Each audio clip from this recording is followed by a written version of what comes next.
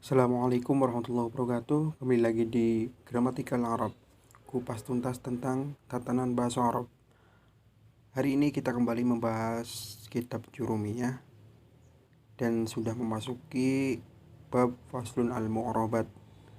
Dan pada video kali ini kita melanjutkan pembahasan sebelumnya yang dimana membahas tentang yang diirobkan dengan harokat, dan hari ini dilanjutkan dengan membahas tentang yu'rabu bil hurufi atau yang diirobkan dengan huruf.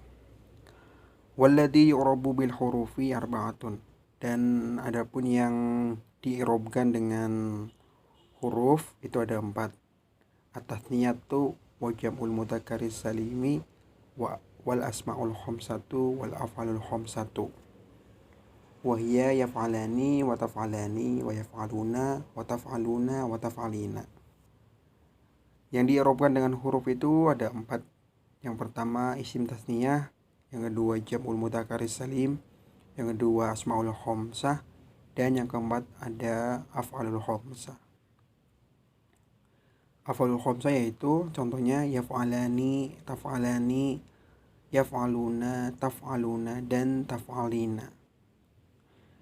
Yang pertama ada isim tasniyah. Isim tasniyah adalah kalimat isim yang menunjukkan makna 2, di mana ketika merubah dari bentuk mufrad ke bentuk tasniyahnya dengan cara menambahkan alif dan nun di akhirnya, atau menambah ya dan nun di akhirnya. Contohnya lafaz muslimun dari bentuk mufradnya menjadi muslimani atau muslimaini. Fa amma tasniyatu faturfa'u bil alifi wa tunsabu wa tuhfadhu bil ya'i. Tanda dari isim tasniyah dikala rofa yaitu menggunakan alif, dan dikala nasab dan jar menggunakan ya. Contohnya lafaz ja'a muslimani, itu rofanya.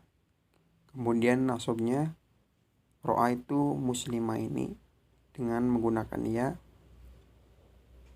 Kemudian marortu bil muslimaini, itu tanda dari jarnya yaitu menggunakan ya. Bisa lihat perbedaannya ketika rofa itu menggunakan alif di sebelum nun, dan ketika nasab dan jar menggunakan ya sebelum nun. Seperti itu ya. Kemudian yang kedua adalah jamma mudzakkar salim, yaitu kalimat isim yang menunjukkan makna banyak bagi laki-laki, dan ketika merubah dari bentuk mufrad ke bentuk jamaknya yaitu dengan cara menambah wawu dan nun di akhirnya, atau menambah alif ya atau nun di akhirnya. Contoh lafaz muslimuna atau muslimina. Jadi bisa muslimuna, bisa muslimina. Wa ammal jam'ul mudzakkari salimi fayurfa'u bil wawi wa tunsabu wa tuhfadhu bil ya'i. Adapun jam mudzakkar salim ketika rofa itu dengan tanda wawu, dan ketika nasab dan jar dengan iya. Contohnya lafaz ja'a muslimuna, ro'a itu muslimina, marartu bi muslimina. Lafaz ja'a muslimuna berarti itu adalah rofa dengan tanda wawu di akhirnya. Sedangkan ro'a itu muslimina itu nasab, dan marartu bi muslimina itu jar. Nasab dan jar sama-sama menggunakan ya, tapi kita bisa lihat perbedaannya yaitu dengan adanya huruf jar pada musliminya bi muslimina di tangan ba. Jadi nasab dan jar sama-sama menggunakan ya di akhirnya, sedangkan rofa itu menggunakan wawu. Kemudian asmaul khamsah, yaitu sesuai dengan namanya asmaul dan khamsah. Asmaul itu nama-nama dan khamsah itu 5, berarti nama yang 5, yaitu yang terdiri dari abun, akhun, hamun, fu, dan dzu. Nah, 5 ini disebut dengan asmaul khamsah atau isim yang 5. Fa'amal asmaul khamsatu faturfa'u bil wawi wa tunsabu bil alifi wa tuhfadhu bil ya'i. Adapun asmaul khamsah ketika rafa menggunakan wawu, ketika nasab menggunakan alif, dan ketika jar menggunakan ya. Contohnya lafaz ja'a abuka, ra'aitu abaka, marartu bi abika. Lafaz ja'a abuka karena abuka menjadi rofa atau kedudukannya rofa, maka alamat rofanya dengan wawu. Kemudian lafaz ra'aitu abaka karena abaka menduduki atau statusnya menjadi nasab, maka alamat nasab yang dipakai adalah alif.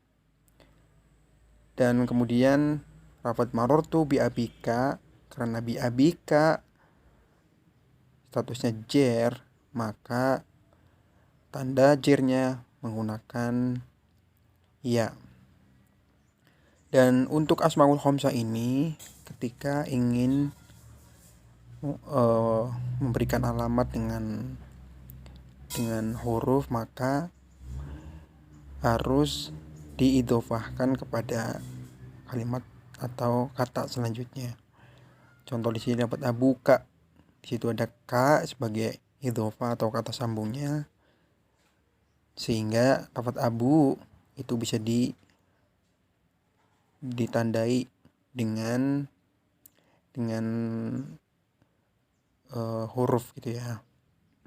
Sama juga dengan lafaz abaka di mana ada ka dan juga abika, karena ketiganya itu beridhofah ataupun bersambung kepada lafaz selanjutnya, yaitu ka, di mana ka itu berarti kamu, bi abika, abaka, abuka, bapak kamu gitu ya. Jadi ka di sini adalah kata ganti gitu. Nah, karena abuka itu diidhofahkan kepada ka, maka lafaz abun itu bisa diirobkan dengan tanda huruf. Kemudian yang keempat adalah af'alul khamsah. Af'alul khamsah adalah fi'il yang 5, yaitu yaf'alani, taf'alani, yaf'aluna, taf'aluna, dan yaf'alina. Wa ammal af'alul khamsatu faturfa'u bin nuni wa tunsabu wa tujzamu bihadfi nuni. Alamat dari af'alul khamsah yaitu ketika dia itu rofa, maka nunnya tetap. Dan apabila kedudukannya itu nasab dan juga jazm, maka nunnya itu dibuang. Contohnya lafaz yadribani, tadribani, yadribuna, tadribuna, tadribina. Kelima fi'il ini karena tidak adanya amil nawasib ataupun amil jazm, maka nunnya itu tetap di belakangnya itu. Sedangkan yang nasab contohnya yaitu ayyadribu, ayyadriba, dan antadriba.